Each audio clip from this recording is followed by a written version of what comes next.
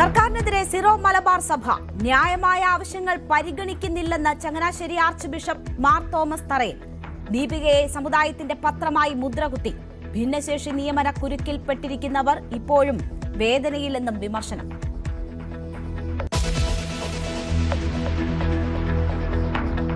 VD. സതീശനെതിരെ CBI അന്വേഷണത്തിന് vigilance ശുപാർശ. Report മുഖ്യമന്ത്രിക്ക് കൈമാറി. പുനർജനി പദ്ധതിയുടെ പേരിൽ വിദേശത്തു നിന്നും ഫണ്ട് പിരിച്ചതിലെ ക്രമക്കേട് സിബിഐ അന്വേഷിക്കണമെന്ന് വിജിലൻസ്. വിരട്ടൽ കണ്ട് താൻ പേടിച്ചുപോയെന്ന് വി.ഡി. സതീശന്റെ പരിഹാസം. ആന്റണി രാജു നിയമക്കുരുക്കിൽപ്പെട്ടതോടെ ശ്രദ്ധാകേന്ദ്രമായി തിരുവനന്തപുരം നിയമസഭാ മണ്ഡലം. സിപിഎം സീറ്റ് ഏറ്റെടുക്കാൻ സാധ്യത.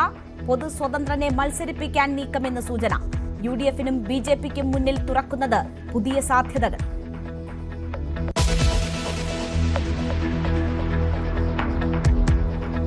തെരഞ്ഞെടുപ്പിനായി ഒരു മുഴം നേരത്തെ തയ്യാറെടുത്ത് ബിജെപി. സ്ഥാനാർത്ഥിത്വം ഉറപ്പിച്ച് മുൻനിര താരങ്ങൾ. വട്ടിയൂർക്കാവിലോ തൃശൂരിലോ കെ സുരേന്ദ്രൻ മത്സരിക്കും.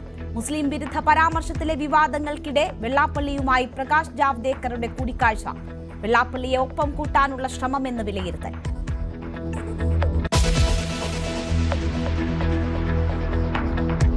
വിമാനങ്ങളിൽ പവർ ബാങ്ക് ഉപയോഗം നിരോധിച്ച് ഡിജിസിഎ. നിർണായക ഉത്തരവ് തീ പടർന്നുള്ള അപകടങ്ങളെ തുടർന്ന്. ഫോണുകളും മറ്റ് ഇലക്ട്രോണിക്സ് ഉപകരണങ്ങളും ചാർജ് ചെയ്യരുതെന്നും നിർദ്ദേശം.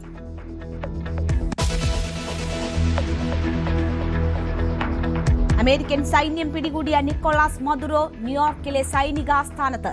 പ്രസിഡന്റിന്റെ അഭാവത്തിൽ വെനസ്വേല ആര് ഭരിക്കുമെന്നതിൽ അനിശ്ചിതത്വം. താൽക്കാലിക നിയന്ത്രണം ഏറ്റെടുക്കുമെന്ന് അമേരിക്ക.